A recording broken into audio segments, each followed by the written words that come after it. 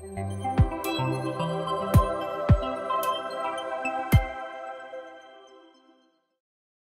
semuanya, kembali lagi dengan saya Givarel Ketama, selaku host di Biar Farm Podcast. Kali ini program khusus untuk teman-teman Biar Farm Podcast, yaitu hashtag Pilih Pilih Wakil Rakyat. Saya khususkan untuk teman-teman Biar Farm Podcast agar bisa memilih dengan bijak. Dan kali ini di sebelah kanan saya ada caleg dari P3. P3 ya? Bang. P3. Dari P3 yaitu Bapak Roma Agusti, SPDI. Abang aja bang, abang aja. Abang dah ya. Abang aja. Abang Roma Agusti, SPDI, caleg DPRD Kerinci, nomor urut 2 Dapil 5. Dapil 5. Ya. Nah, Dapil 5 ini di mana aja bang? Jadi Dapil 5 ini 4 kecamatan bang. Oke. 4 kecamatan, Danau Kerinci Barat, itu pecahan dari keliling danau. Iya, iya. Keliling danau, Danau Kerinci Barat, keliling danau, Bukit Kerman, sama Gunung Raya. Gunung Raya. Gunung Raya itu Lempur dan sekitarnya. Lempur dan sekitarnya. Lempur ya? dan sekitarnya. Oke, jadi itu dia teman-teman di daerah Dapil 5, Bang Roma. Ya, tanpa irama bang, tanpa irama. Kalau Roma bisa nyanyi dong. Ini stylenya style peseni nih. Oke, mungkin bisa Bang Roma ceritain backgroundnya ke teman-teman Biar Farm Podcast. Iya, siap. Ya. Terima kasih. Bismillahirrahmanirrahim. Assalamualaikum warahmatullahi wabarakatuh. Waalaikumsalam. Suatu penghargaan rasanya, dan ini perdana terus terang. Ini perdana tampil di depan kamera seperti ini, tapi tidak menyuruti semangat. Baiklah, mungkin sedikit saya memperkenalkan diri. Iya. Nama saya itu Roma Arusti. Oke. Roma Arusti, kata ibu itu 11 kandungan dulu, 11 bulan kandungan. 11 bulan kandungan. 11 bulan kandungan. Dan 11 bulan kandungan, lahir itu 10 April 1989. Kenapa bisa sorry, perpotong. Iya, siap. Kenapa bisa 11 bulan gitu? Ya, jadi itu mungkin saya juga nggak tahu pasti. Saya juga nggak tahu pasti. Mungkin yang namanya rezeki, maut dan apa segala itu kan urusan yang di atas kan. Iya. Jadi kata ibu, saya 11 kandungan, 11 bulan kandungan. Yang seharusnya 9 9 bulan, kan? 9 bulan. Biasanya ya. Ya, Oke. 9 bulan. Oke. Jadi saya lahir di Tanjung Pauh Mudik 34 tahun yang lalu. Oke, sekarang umurnya 34. Oke. 34 tahun. Jadi Bang masih muda. Oke, lanjut. Jadi pendidikan SD saya di SD Tanjung Pauh. Kemudian saya melanjutkan ke pesantren. Pernah mondok. Mondok di mana? Di Nurul Haq Semurup. Di pondok pesantren Nurul Haq Semurup itu 3 tahun. Iya. Setelah sanawiyah lah, setingkat SMP lah ya. Jadi setelah di pesantren 3 tahun, saya melanjut ke MAN 1 Sungai Penuh. Oke. MAN 1 Sungai Penuh, tamat 2007 bang. 2007, dan kuliah di STAIN Kerinci, yang IAIN sekarang kan. Oke, balik lagi tadi. Ya, siap. Boleh potong ya. Dari pesantren Semurup, habis itu MAN 1. MAN 1, Ya. habis itu di STAIN. Ya. Agama nih. Agama. Jadi lumayan lah ya. Ya. Aku manggilnya Buya Roma aja. Bukan. Buya Roma penyanyi dong. Ada Buya Roma yang satu ada. Oh, ada lagi. Ada Buya Roma. Oke, lanjut. Oke. Lebih kental di agama, mungkin ilmu agamanya ya. Walaupun backgroundnya sekarang nyalek gitu. Ya, nyalek. Kita nggak tahu nih, mungkin bisa diceritain nanti. Ya. Nah, mau nanya bang, ini kan posisinya dulu abang SMP pesantren ya? Ya, SMP-nya dulu pesantren, yang biasanya SMP-nya umum gitu kan, rata-rata anak-anak muda gitu kan. Siap. Ya. Dulunya abang itu kan berlokasi di Tanjung Pauh. Ya. Pesantrennya Semurup. Mondok. Ya. Nggak bolak-balik gitu. 1 bulan sekali. Kalau jaraknya ya lumayan dekat lah bang, iya kan? Ya. Tapi ada gitu bang. Jadi misalkan dia mondok nih, taunya balik ke rumah sehari 2 hari, habis itu balik lagi gitu. Ya. Setahu saya kalau mondok tuh emang ya mondok selama 3 tahun. Diasramakan gitu ya. Benar. Ya. Ya gitu ya. Ya benar. Okay. Lanjut. Setelah itu Bang, jadi di STAN, di STAN ini ngapain? Jadi kalau jurusan kuliah dulu itu apa ya? Pendidikan agama Islam. Karena dasar tadi dari pesantren mungkin ya. Iya. Jadi itu seputaran diri lah ya. Kemudian kenapa berbisnis itu ya pertanyaan. Basicnya tadi ya pertanyaannya. Iya. Ya, jadi sebenarnya berbisnis itu kan kalau dilihat dari jurusan kuliah. Tunggu, Abang berbisnis juga? Oh ya. Jadi kuliah ini kan di jurusan PAI tadi. Ya, PAI. Nah, setelah tamat tahun berapa?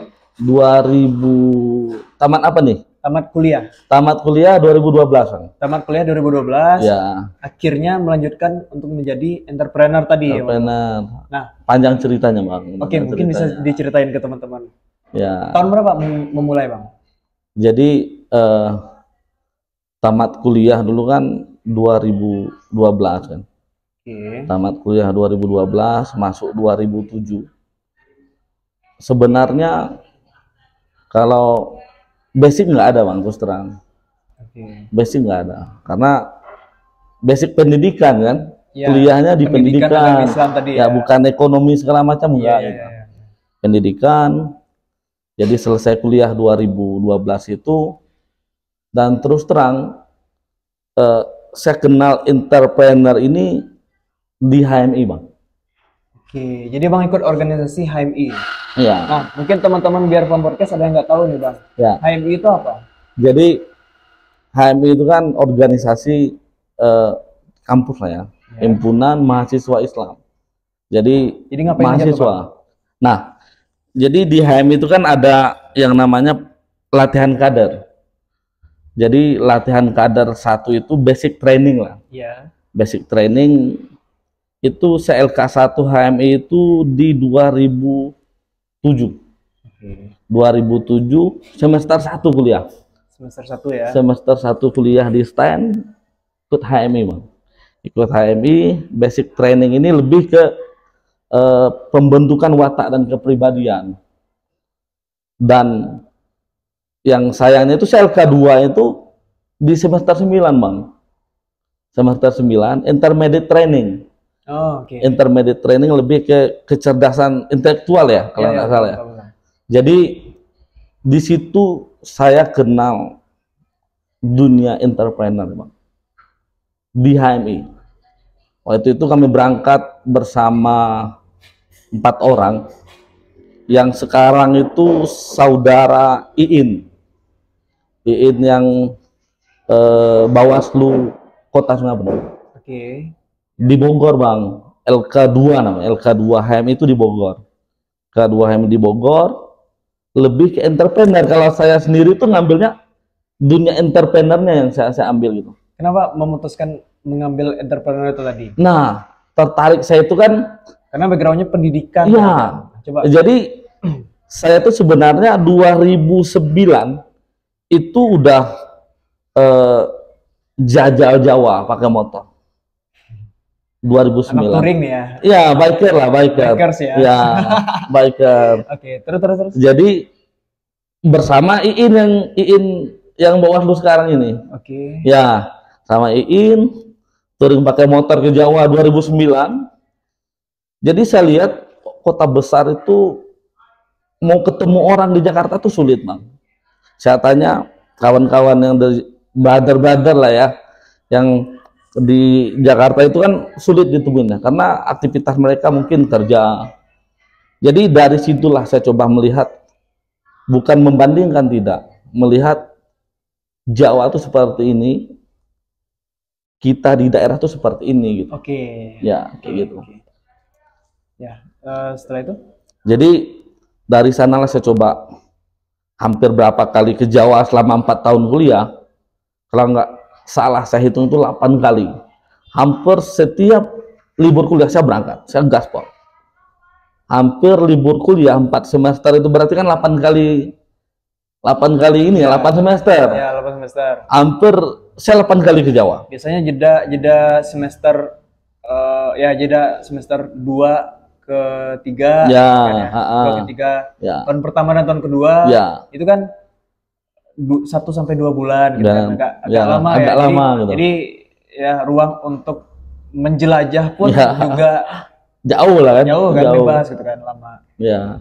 Jadi kenal dunia bisnis itu di situ, lantaran hobi touring sama rekan-rekan yang lain. Jadi dari sanalah saya terpikir bukan membandingkan, Ya. tapi melihat perkembangan di Jakarta ataupun di Jawa itu seperti ini gitu kan. Ya. Apa salahnya kita mencontoh gitu, mencontoh, amati, tiru, modifikasi gitu kan. ATM. Jadi dari sana saya coba, ditambah lagi LK2HMI tadi. LK2HMI itu lebih ke entrepreneur, bagaimana mencapai tujuan organisasi itu lewat jalur entrepreneur. Ya. Di situ saya coba memulai bisnis di Kerinci dan sekitarnya, dan alhamdulillah bisa seperti ini jalan gitu. Alhamdulillah. Oke. Memulainya tahun berapa, Bang? Jadi sebenarnya ditanya memulainya kapan, saya sebenarnya setelah menikah 2012, ya kan? Setelah tamat kuliah 2012, maaf. Tamat kuliah 2012. Ya. Memulainya 2013 tuh saya sudah mulai berbisnis. Berbisnis, tapi terima jasa aja tuh. Dulu main undangan, tapi oper cetak, masuk oper cetak ke Jambi. Terima oper cetak gitu kan. Belum ada pabriknya. Ya, belum punya mesin cetak lah. Ya, mesinnya ya. Terus mesin cetak. Jadi di 2012 memulai, dan di 2015 itu punya mesin fotokopi 1. Oke, hasil dari ngumpul-ngumpul dari 2013 itu, benar. Punya mesin fotokopi 1 di 2015, dan fotokopi dan percetakan lah ya. Iya. Fotokopi dan percetakan. Di 2017 baru punya mesin sendiri, sehingga bisa memproses sendiri gitu, dan efisien waktu, dan bisa terkontrol prosesnya seperti apa, seperti itu. Ya, oke. Dan sekarang berkembang ya. Siap. Akhirnya Abang dikenal di Tanjung Pauh Mudik itu sebagai entrepreneur. Dan juga Percetakan, Abang di Kerinci juga mungkin terkenal sebagai entrepreneur juga ya. Segitulah. Ya, gitu ya. Nah, oke, menarik nih teman-teman.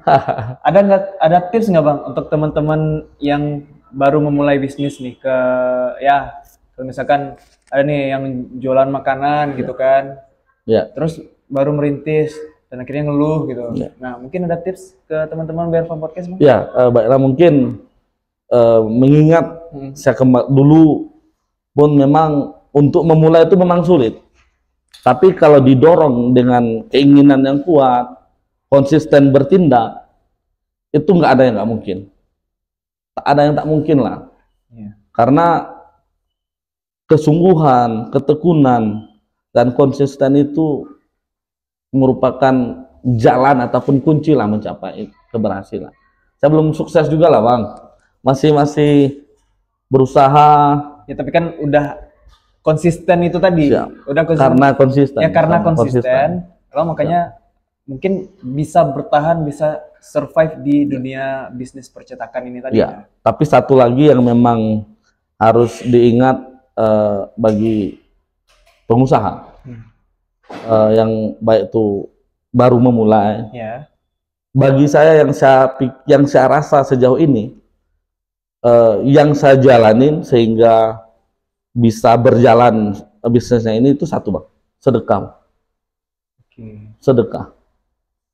Yang saya jalanin sejauh ini jalur sedekah yang saya coba kembangkan lah lewat syapadu. Mungkin lantaran saya dari keagamaan tadi mungkin ya, berbagi sedekah. Ada semisal dapat rezeki lebih, berbagi hampir setiap bulan insya Allah. Oke, konsisten ya. Konsisten berbuat, konsisten berbagi. The power of sedekah. Siap. Ya. Menarik.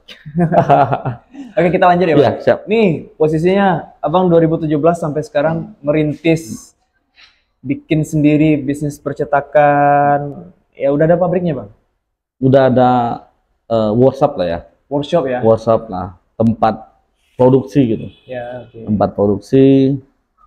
Di situ ada frame. Awal beli mesin itu kan mesin offset, Bang. Frame foto. Frame foto. Oke. Awalnya kan 2007 itu kan 2017 mesin offset. Mesin offset ini apa? Mesin cetak gitu. Oke. Mesin cetak untuk kertas. Ya. Saya nggak tahu nih. Ya, Mungkin bisa mesin cetak untuk kertas di 2017. Alhamdulillah bisa membantu pemerintah juga untuk hal pengadaan cetak kalender, undangan dan lain sebagainya gitu kan. Nah, di 2019 itu beralih ke mesin frame produksi sendiri. Tapi yang unik di sini itu gini, Bang. Jadi yang COVID perdana pertama kali itu di dunia bisnis, bukan cuma di Kerinci Sungai Penuh, itu kan hampir mendunia, berpengaruh kan terhadap dunia bisnis gitu. Iya. Saya lihat hampir tiap bulan tuh nombok, Bang. Waktu COVID? Ya, waktu COVID tuh sampai-sampai simpanan istri pun luar biasa pengeluarannya gitu, karena harus buang operasional bulanan. Iya. Jadi nombok banyak lah hampir tiap bulan. Oke, balik lagi. Nah, Abang sudah punya istri? Ya. Menikahnya tahun berapa nih, Bang? Semenjak kuliah kah atau 2013? 2013. Jadi Ya. setelah tamat langsung menikah. Ya. Tamat langsung menikah itu luar biasa sebenarnya. Kalau bagi kami yang satu angkatan, itu saya yang pertama nikah, Bang. Oke, kenapa tuh, Bang? Nah, Ngebet pengen nikah. misalkan ya. Iya. Kita ya jatuhnya kan Iya. rata-rata kebanyakan kuliah dulu, setelah kuliah kerja dulu. Kalau misalkan udah mapan gitu kan, baru deh nikah. Gitu. Jadi gini. Kenapa? Jadi Abang memutuskan untuk nikah setelah kuliah. Iya. Selesai kuliah 2012. Saya dulu awal tuh kan main minyak tanah, Bang. Minyak tanah dari luar kota. Alhamdulillah enak, Bang. Per minggu dapat sekian gitu kan. 1 ton seminggu waktu itu. Iya. Terus terang ilegal, Bang. Di 2013. Jadi kok saya pikir enak sekali gitu. Selama kuliah saya nggak pernah megang uang sebanyak itulah. Anggap 1 minggu itu bisa bersih 900.000 lah. Oke. Misalnya. Iya. Jadi terus terang saya kan bukan orang ini, Bang, orang istilahnya keluarga broken home gitu kan. Iya. Jadi lebih berusaha sendiri. Berdikari. Dan karakter Abang sekarang terbentuk dengan adanya tadi entrepreneurship survive gitu kan. Iya. Jadi berusaha berjuang sendiri, mingguan sama masuk sekali minyak. Saya pikir kok enak juga ya dunia bisnis gitu kan. Enak juga gitu. Waktu itu saya pikir kok bulan ke bulan habis juga gitu. Iya. Bulan ke bulan habis. Saya pikir, saya hitung, saya ngerokok enggak. Yang pokoknya semua enggak lah. Tapi kok enggak ada simpanan gitu kan. Enggak ada simpanan juga. Iya. Jadi waktu itu kalau nggak salah, saya bertamu ke rumah dosen saya di stand sekaligus kakanda lah di HMI. Oke, senior ya. Senior di HMI tadi. Senior di HMI tadi. Oke, terus. Saya bersilaturahmi di rumah kakanda Bang Rasidin, Buya Mudo, Bang Rasidin. Sharing sifatnya. Iya. Sharing. Karena saya juga baru tamat kuliah. Kalau secara dari hati itu pengen nyambung lagi, Bang. Pengen nyambung lagi. tetapi keterbatasan ekonomi, kemudian maklum lah kan, keluarga saya tinggal sama ibu itu kan. Iya, iya. Sama ibu, saya sharing ke rumah Buya Rasidin, minta pendapat, minta arah, bagaimana baiknya saya Buya. Kata Buya, kamu mau apa Roma? Rencana kamu apa? Kata Buya, kata abang dan saya tadi itu, saya ingin berbisnis ya. Karena udah enak itu kan, 1 minggu dapat sekian, 1 minggu dapat sekian. Benar kamu berbisnis? Kalau dari hati Buya pengen kuliah, pengen nyambung lagi S2. Tapi kita tahu diri lah ya, secara kemampuan finansial, ekonomi dan apa segala macam. Saya pikir waktu itu orang tua nggak mampu secara finansial gitu. Dan saya mengambil jalan bisnis. Kata Buya, kalau memang mau kuliah, mau berbisnis, nikah dulu. Kenapa tuh alasannya? Karena kata beliau, bisnis ini ataupun nikah ini kunci rezeki. Menikah itu merupakan kunci rezeki gitu. Dari situ terus terang, saya nikah cepat, itu dasar. Saya coba, saya punya contoh katanya, adik saya kata Buya, 1 tahun menikah, luar biasa, pesat gitu, perkembangannya. Itu dasar. Jadi saya pikir, dan saya mencoba Bang, saya mencoba, terus terang, tidak ada yang salah saya pikir kan, tidak ada yang salah. Kalau bicara rezeki mungkin sudah ada yang atur, bagaimana kita berusaha dan berjuang mewujudkan mimpi-mimpi besar kita gitu Bang. Iya. Kayak gitu. Oke, berarti itulah alasan kenapa Bang menikah ya. Dari Buya tadi. Oh, oke. Iya. Senior HMI. Senior HMI sekaligus dosen lah kan. Oke, kita lanjut ya Bang. Ya. Balik lagi tadi. 2017 Abang survive, membentuk bisnis, membangun bisnis sampai dengan sekarang. Ya. Oke, kita lanjut nih. Dari bisnis tiba-tiba nyalek. Nah itu kenapa?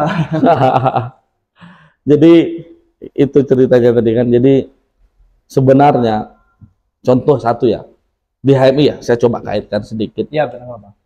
Itu di HMI ada yang namanya pasal 4. Apa tuh?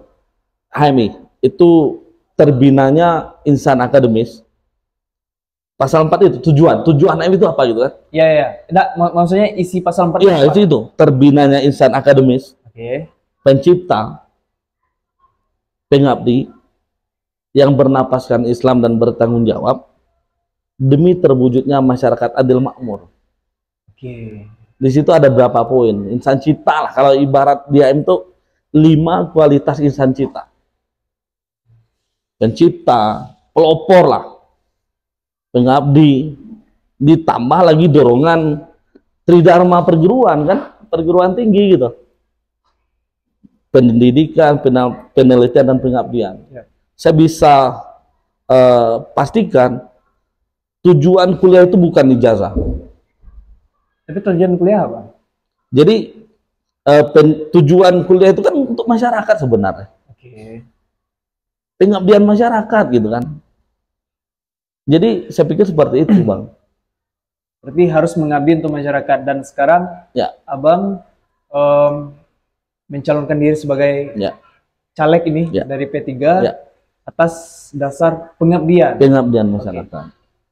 Apa yang ingin Abang abdikan gitu? Siap. Ya. Untuk masyarakat. Nah, jadi memang dunia bisnis yang saya jalani sekarang ini kan keterbatasan, mau berbuat banyak kan terbatas Bang. Ya, ya. Terbatas, misalnya paling pertama bisa merekrut karyawan. Betul. Kan gitu kan? Betul. Seperti saya yang sekarang itu hampir 11 orang Bang. Yang lumayan tuh Bang. Ya, 11 orang, dan hampir rata-rata itu dari yatim gitu. Jadi saya padu dunia bisnis dengan Islam lah ibaratnya betul. gitu. Nah, jadi keterbatasan kita dalam hal pengabdian itu kan terbatas tuh Bang, terbatas. Misalkan bisa merekrut nih, bisa mengurangi angka pengangguran kan, peluang pekerjaan. Di samping itu kan keterbatasan dalam hal membantu orang banyak itu Bang. Membantu orang banyak, misalkan dari zakat harta, zakat bulanan gitu kan. Nah, dan kenapa terjun kan itu kan tadi, kenapa terjun? Kenapa terjun? Jadi saya pikir ini adalah jalan pengabdian yang akan saya jalani sehingga bisa melakukan hal-hal besar di lingkungan saya sendiri. Misalkan di Tanjung Pau itu kan terkenal dengan lahan pertaniannya Bang. Iya. Lahan pertanian di Tanjung Pau itu hampir sampai ke desa tetangga, misalnya Semerah, Pondok Beringin, di situ Bang. Jadi saya pengen berbuat jauh gitu, berbuat jauh dengan menyumbangkan ide kreativitas demi menjawab tantangan yang dihadapi masyarakat saat ini gitu. Ya, jadi sedikit saya gambarkan ke Abang. Saya melihat, karena saya terlahir dari anak petani, terlahir dari seorang petani. Petani apa Bang? Ibu kan dulu itu kan buruh tani Bang. Buruh tani. Buruh tani. Oke, buruh taninya tani apa dulu? Tani padi gitu. Padi. Ke sawah. Sawah ya. Ya. Saya terlahir dari petani. Saya melihat contohnya di Tanjung Pau itu kan sistem pertanian itu kan tak ada hujan, Bang. Maksudnya? Bergantung kepada curah hujan yang ya kan? Yap. Tak ada hujan gitu. Kalau nggak hujan ya nggak berhasil taninya gitu kan. Sebenarnya banyak yang saya temui mengenai hal ini, mengenai sumber air gitu kan. Sumber air, bagaimana pengairan sawah itu bisa berjalan sesuai yang kita harapkan gitu kan. Ya. Jadi berangkat dari hal itu, saya terlintas di pikiran apa salahnya Sungai Batang Merau itu kita naikkan airnya gitu. Airnya kita apakah pipalisasi gitu kan. Sehingga yang di desa lain itu kan bisa 2 atau 3 kali panen Bang, 1 tahun. Sementara kita 1 kali tahun saja kadang sering gagal gitu kan. Iya. Berangkat dari hal itu Bang, banyak hal-hal dan ide-ide yang akan kita bawa buat perubahan Tanjung Pau khususnya dan di Dapil 5 pada umumnya. Mungkin itu. Oke. Selain itu ada lagi nggak yang ingin Abang lakukan? Ya. Jadi misalkan saya melihat sumber daya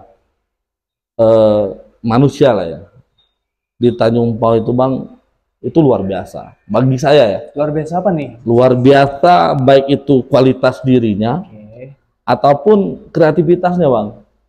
Kreativitasnya, misalkan contoh satu lah di gerakan kaum muda lah. Ya. Misalkan di hampir setiap 17-an itu Tanjung Pau kreativitasnya luar biasa dari gerakan-gerakan mudanya gitu.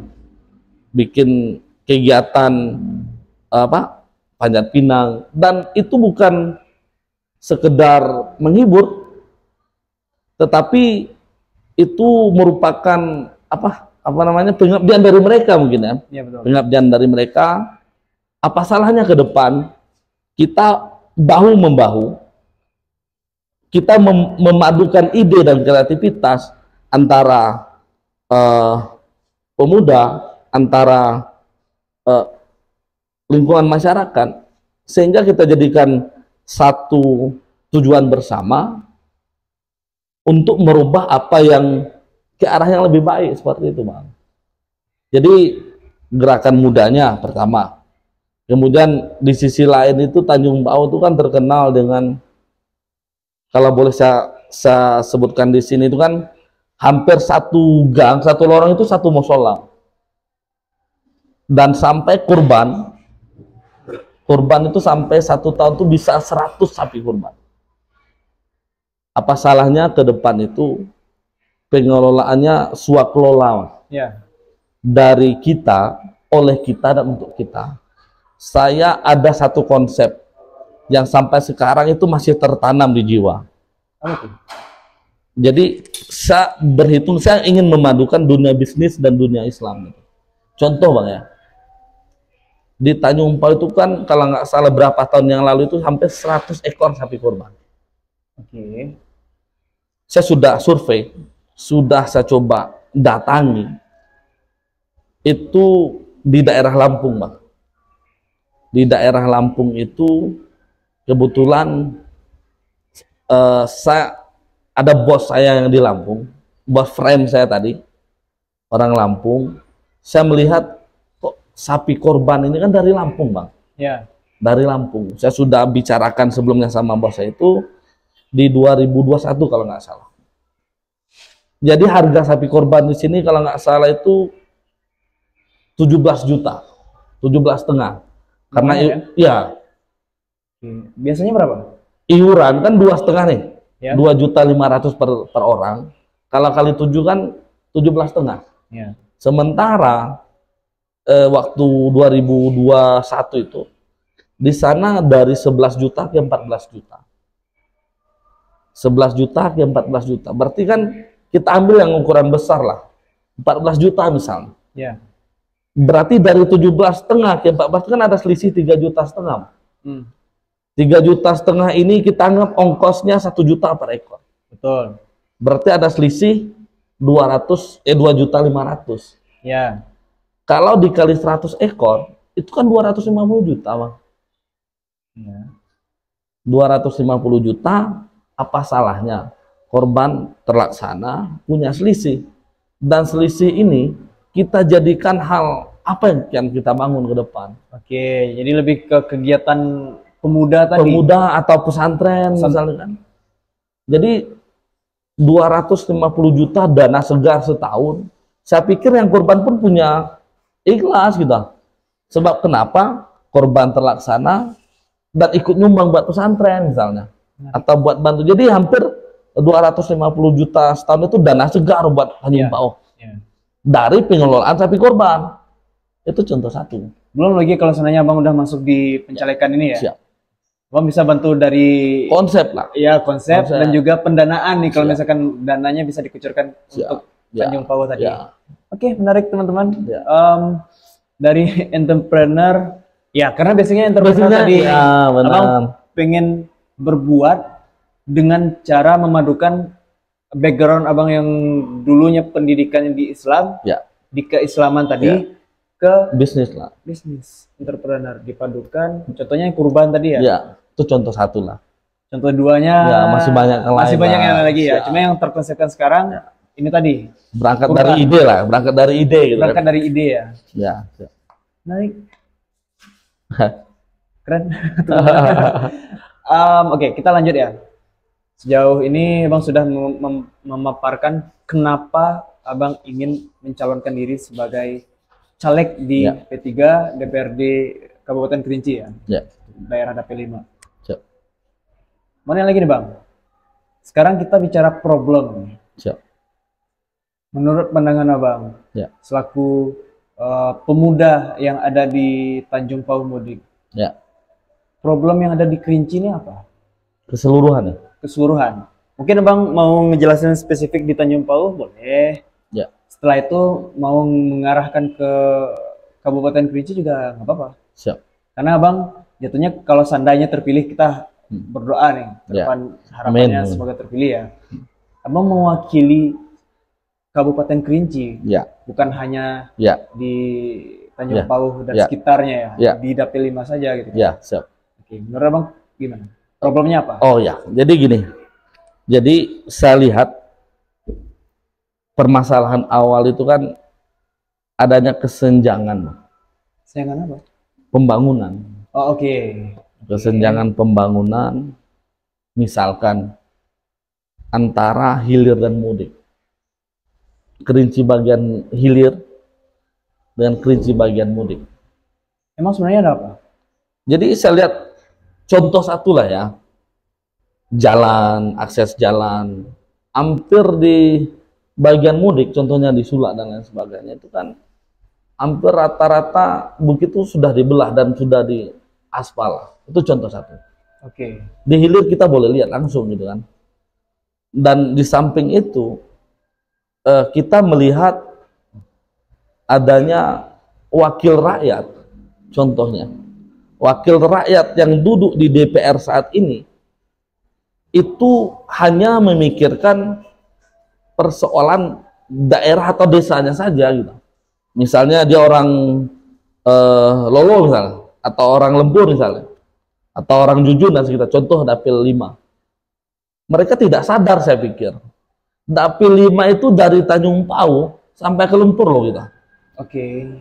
Kan gitu. Ya. Dapil, daerah pemilihan. Kita ngambil suara di sini. Kalau politik itu saya pikir prosesnya pas perebutan kursi. Ya kan gitu. Tapi kalau sudah posisinya duduk, itu udah jadi tanggung jawab, Ya, gitu udah kan? jadi tanggung jawab. Udah jadi tanggung jawab. Itu persoalan. Ya. Itu persoalan. Jadi dewan yang duduk itu tidak memikirkan daerah pemilihan. Nah, itu terjadi kesenjangan gitu. Kesenjangannya kalau kita contohkan itu, kita aja kalau pakai baju senjang itu lucu kan, Bang? Satu kancing di atas nggak ada gitu. Ya. Kancing di bawah juga nggak ada. Apalagi pembangunan ya? Apalagi pembangunan. Itu kan, Bang.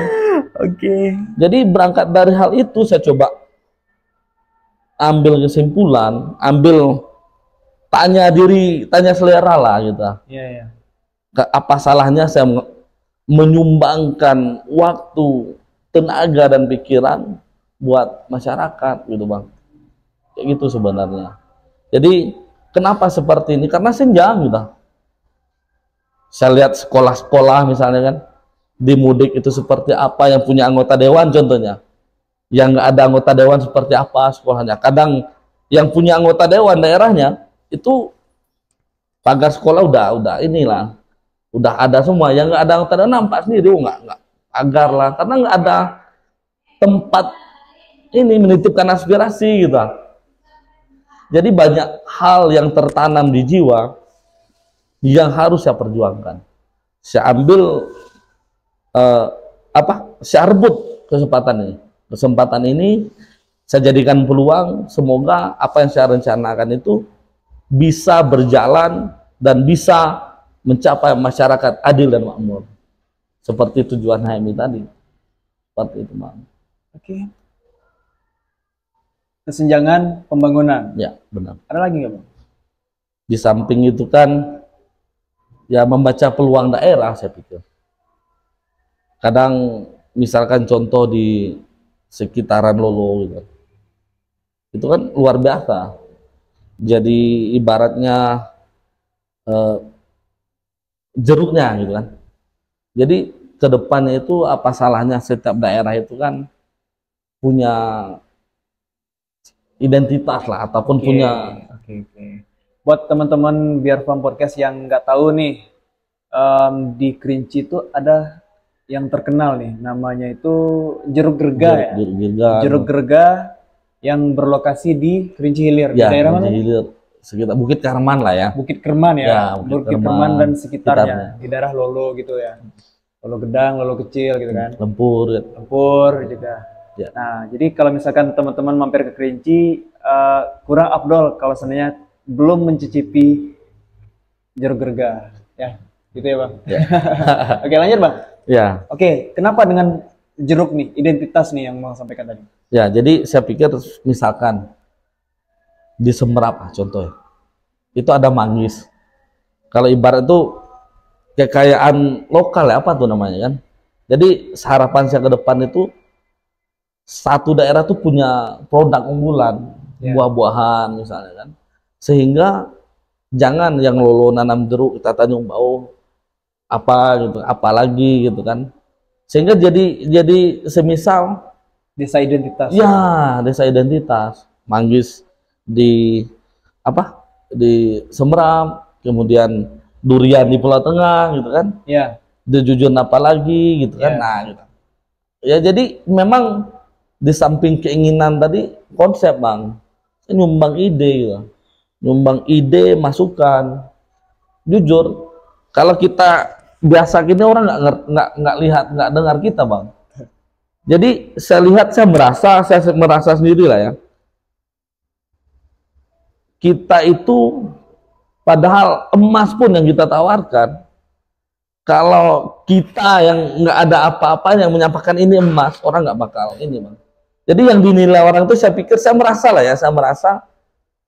kok kayak gini loh kita. Mereka nggak mendengarkan apa yang kita sampaikan, pesan apa yang ingin kita sampaikan. Tapi orang melihat siapa yang menyampaikan, Bang. Kalau pejabat yang menyampaikan, didengerin gitu. Iya. Tapi kalau misalkan, maaf nih, rakyat jelata, atau orang-orang biasa aja yang menyampaikan, ya nggak, sebatas angin lewat. Ya begitu. Iya. Jadi saya berpikir itu apa salahnya gitu. Si kesempatan bagi kami yang muda misalnya kan, berbuat lebih. Ya. Berbuat lebih. Indonesia aja kata siapa, Soekarno ya, 10 pemuda yang minta ya. Berikan aku 10 pemuda, aku akan goncangkan dunia. Ya. Gitu. Apa salahnya gitu kan. Memberikan kesempatan sehingga kami bisa mengekspresikan ataupun menyumbang ide, pikiran buat masyarakat banyak. Kami pun punya tanggung jawab untuk itu loh gitu, Bang. Punya tanggung jawab untuk itu buat masyarakat gitu. Buat itu, Bang. Oke. Mungkin sedikit request ya, Bang. Ya. Mungkin boleh ini statement Abang tentang banjir yang terjadi di Kerinci dan Kota Sungai Penuh. Ya. Bumi Sakti Alam Kerinci. Ya. Pandangan Abang selaku pemuda Tanjung Pau ini bagaimana? Ya, jadi saya sebelum ke sini tadi, Bang, memang lagi ikut bantu gotong royong lah, Bang. Bantu gotong royong bersama masyarakat. Ya. Kalau saya melihat dari satu sudut, contoh kecil tadi kan dari hulu ke hilir, Bang. Ya, betul. Persoalannya itu saya pikir dari hulu ke hilir, kan gitu. Saya ambil contoh tadi ya, sebelum ke sini saya ikut bergotong royong bersama masyarakat. Secara tenaga saya nggak sumbang banyak, Bang. Tapi secara pemikiran saya mencerna apa sih penyebab ini semua, kan gitu. Ya. Kok bisa banjir gitu kan. Saya lihat tadi itu contoh di Tanjung Pemudik di Simpang Balai. Itu apa? Paritnya sudah dangkal. Dangkal, itu contoh satu. Jadi kita ilustrasikan ke hal yang besar kan gitu. Paritnya sudah dangkal. Dangkal karena pasir itu hanyut dari bukit kan. Hanyut sehingga aliran air yang di sana itu udah hampir parit itu sudah sama rata dengan jalan. Apa salahnya ke depan itu kan alirannya itu kita steril gitu. Iya. Contoh di Batang Baru pun seperti itu saya pikir. Iya. Saya lihat kemarin lewat juga di Sulak Dras. Itu yang tadinya sungai itu udah hampir rata dengan jalan. Makanya air naik kan gitu. Apa salahnya normalisasi lah. Normalisasi ya? Normalisasi sungai, ataupun kita ikuti alur air itu dari ke hulu lah kan. Kayak gitulah, Bang. Jadi normalisasi sungai lah mungkin kan, alternatif. Ya. Saya pikir seperti itu, Bang. Kemarin ini mungkin bisa jadi salah satu solusinya ya. Kemarin aku tuh podcast ya.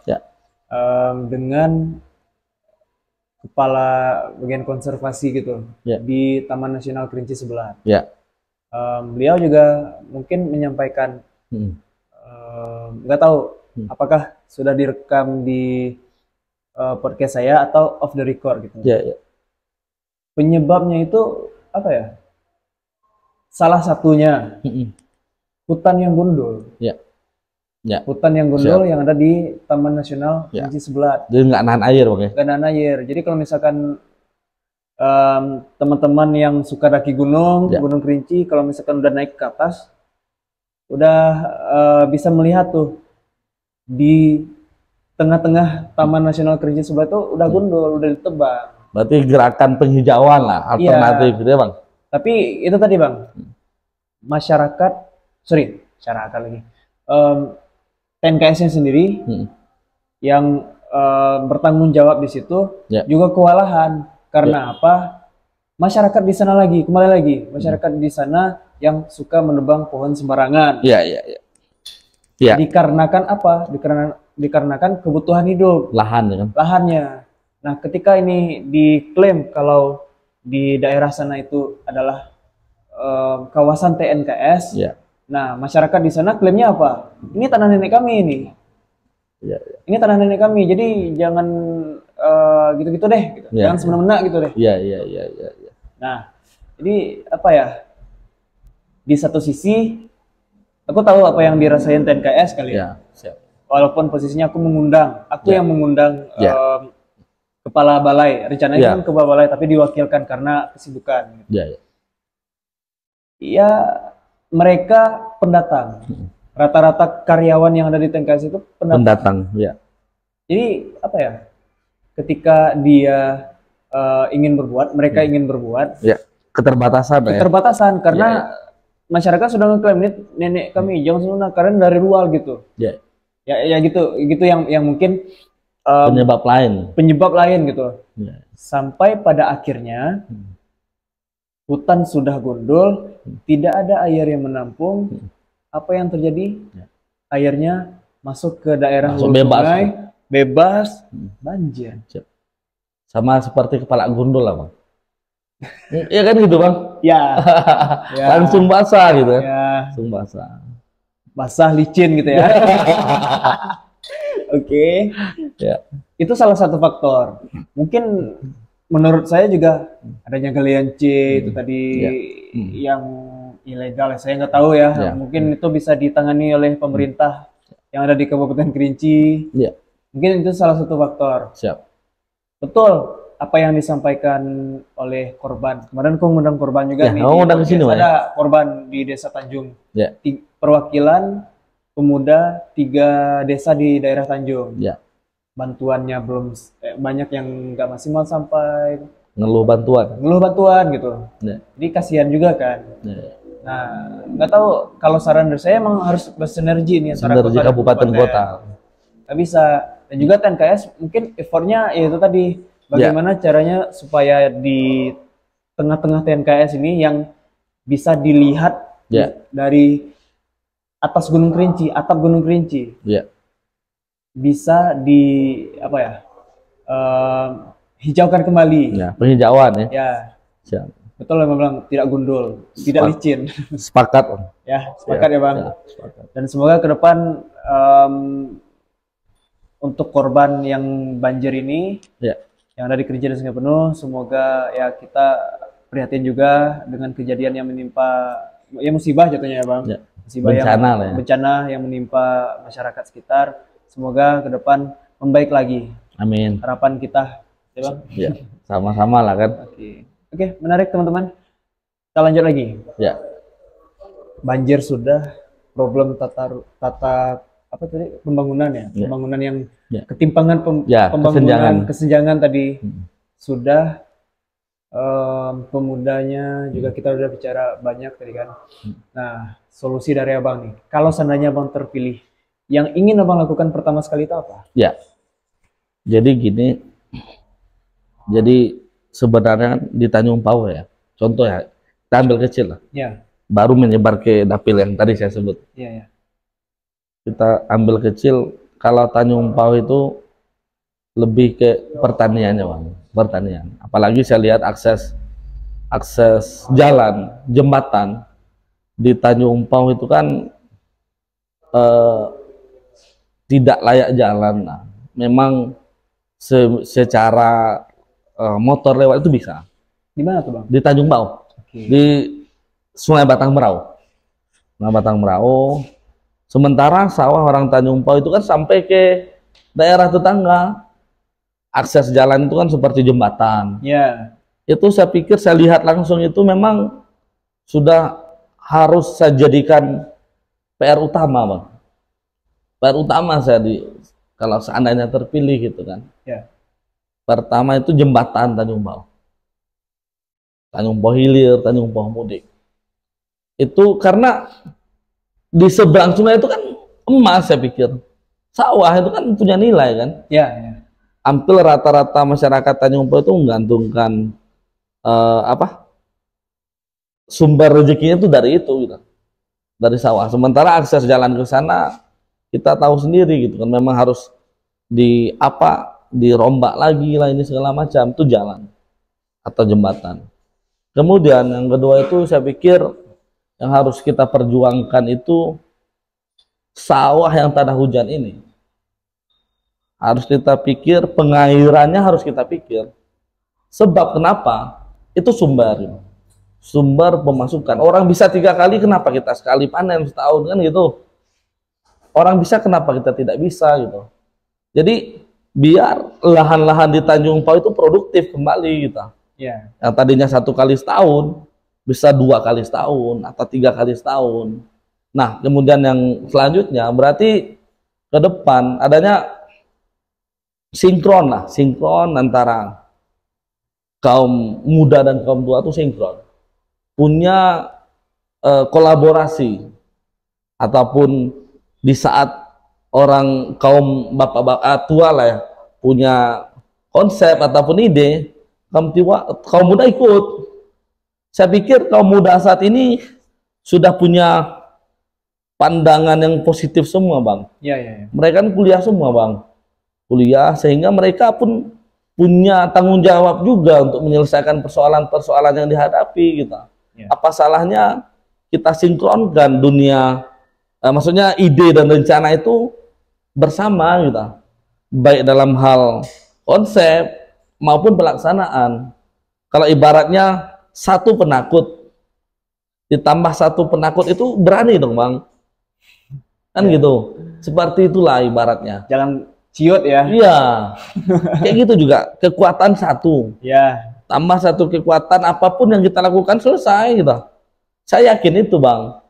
Saya yakin itu, sehingga kolaborasi ini saya pikir tak ada yang tak mungkin, Bang. Apapun hal besar yang menjadi prioritas kita ke depan, selesai, Bang.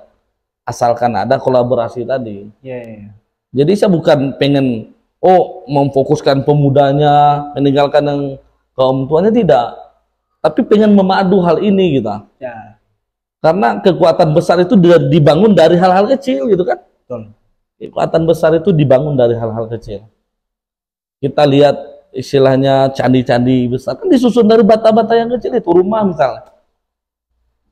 Jadi kekuatan kecil itu kita jadikan kekuatan besar dengan memadukan ide, kreativitas, dan kemauan kita untuk mencapai hal yang lebih besar. Seperti itu, Bang, mungkin. Oke. Jadi yang pertama melakukan memadukan tadi? Enggak, ya kan sudah disampaikan tadi apa? Akses jalan tadi. Akses jalannya? Iya, misalkan jembatan, pertaniannya. Karena saya berangkat dari dunia bisnis lah, basicnya. Saya membaca peluang di sini, Bang. Saya membaca peluang. Apa salahnya kita dikenal sebagai pemasok beras lah, terbesar lah kalau untuk Kerinci dan sekitarnya. Tanjung Pau itu sebenarnya. Yeah. Tapi kan dikelola orang, Bang. Di pedagang-pedagang dari luar daerah yang beli padi di situ, mereka yang olah, kan gitu kan. Padahal lumbungnya di Tanjung Pau kita. Lumbungnya di Tanjung Pau. Jadi kita ke depan itu saya punya pandangan nggak jual mentah lah, nggak jual beras lah, nggak jual padi lah.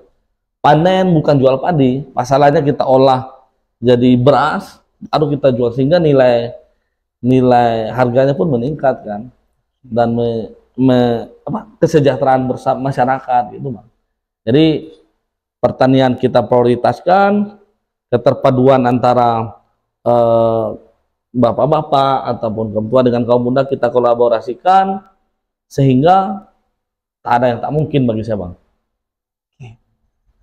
Ya, tadi ya teman-teman, yang pertama kali kalau seandainya terpilih Ya, gitu ya, kan. siap. Oke. Kalau seandainya tidak terpilih, apakah ingin mengabdi juga ke masyarakat? Iya, jadi Dari sisi yang berbeda gitu ya? ya, jadi kan saya terlahir inilah kan pengabdian itu kan nggak ada ujungnya bang, nggak ada ujungnya, dan saya pun besar di jalanan lah, gerakan-gerakan muda, zaman-zaman kuliah itu sudah kami bangun dari dulu bang. Jadi nggak pantang surut lah, ya kan. Jadi mungkin dari orang tua saya sudah begitu dulu bang. Dari ayah saya itu memang sudah berbuat lah, sudah melakukan gerakan-gerakan yang memajukan lah. Dan itu nurun ke anaknya. Bisa jadi. Oke. Ya. Terakhir nih bang, Ya, sebelum siap. kita tutup, Siap. ada nggak sih pesan-pesan yang abang ingin sampaikan ke teman-teman Biar Farm Podcast yang menonton? Rata-rata yang menonton ini di range umur 35 ke bawah bang. Siap. Ada beberapa mungkin yang orang-orang yang di atas 35 tahun yang mungkin melek terhadap ide dan gagasan nih. Ya. Nah, ada nggak yang ingin disampaikan? Mungkin sekalian bisa dipromosiin berhubung sekarang masih mumpung ini, mumpung masa-masa kampanye, Ya. gitu. Ya. Jadi bahasa motivasi gitu ya? Boleh. Apa yang ingin disampaikan ke teman-teman Biar Farm Podcast? Oh ya, jadi harapan dan keinginan itu, ya kan, akan terwujud apabila kita memulainya itu dengan kerja keras, yakin, tekun, dan bersama. Oke, kenapa bersama gitu? Karena itu saya bilang tadi, satu lidi lah contohnya. Iya. Kalau satu lidi bisa apa bang? Nggak bisa nyapu tuh. Ya kan gitu, paling bisa ini kan. Kalau beribu-ribu lidi bisa. Ya bisa melibas semua sampah itu kan. Jadi kekuatan kebersamaan itu saya pikir itu merupakan kekuatan yang bisa merubah dunia. Sebab kenapa? Satu visi ataupun satu tujuan, kalau dilakukan sendiri itu butuh waktu yang lama gitu kan. Ya. Tapi kalau bersama itu kekuatan gotong royong lah, merupakan pencapaian targetnya itu nggak ini gitu, lebih cepat kan, lebih cepat. Dan harapan kami ke depan kepada kita semua, saya selaku secara pribadi mengajak mungkin ya, mengajak kayo-kayo kan, mengajak kayo-kayo yang di dusun, di Tanjung Pauh dan sekitarnya, dan Dapil 5 keseluruhan. Insya Allah kami akan berjuang semaksimal mungkin memperjuangkan keinginan masyarakat. Itu moto kami, MKM. Memperjuangkan keinginan masyarakat. Oh, oke. Itu berangkat dari apa? Perusahaan ini apa, usaha yang kami bangun. Yeah. Muda Karya Mandiri gitu. MKM itu memperjuangkan keinginan masyarakat. Ataupun maju kaum muda gitu. Maju kaum muda ya. Maju kaum muda. Oke, lanjut nih. Nanti mungkin kita bisa podcast lagi. Siap. Setelah pemilu lah ya. Siap. Lebih spesifik ke bisnisnya. Siap. Nggak apa-apa ya bang? Iya bang, sepakat. Sepakat ya. Sepakat. Ya itu dia teman-teman, Abang Roma Arusti SPDI, caleg DPRD Kerinci Dapil 5 P3 nomor 2. Ya. Oke. Sip. Perlu disclaimer lagi nih buat teman-teman Biar Farm Podcast yang menonton, saya tidak memihak ke salah satu calon caleg nih di sini. Saya merangkul semua caleg yang ada di Kerinci, Sungai Penuh, DPRD ya, DPRD provinsi dan juga DPR RI. Semuanya. Mungkin di sini lebih ke saya memberikan wadah untuk teman-teman para caleg nih yang ada di sini. Ya. untuk bisa memberikan ide dan gagasan. Karena yang menonton ini masyarakat yang memilih gitu. Iya, iya. Ya. Jadi referensi lah. Jadi referensi, salah satu referensinya di video podcastnya saya. Kalian bisa nonton di Biar Fun Podcast ini di channel YouTube-nya Fori Creative Space. Mungkin itu sih Bang. Ya. Ya. Sebelumnya terima kasih. Terima kasih juga sudah mengundang ya. Ya. Yang ini buat bisa subscribe yang belum ya. Terima kasih. Ya.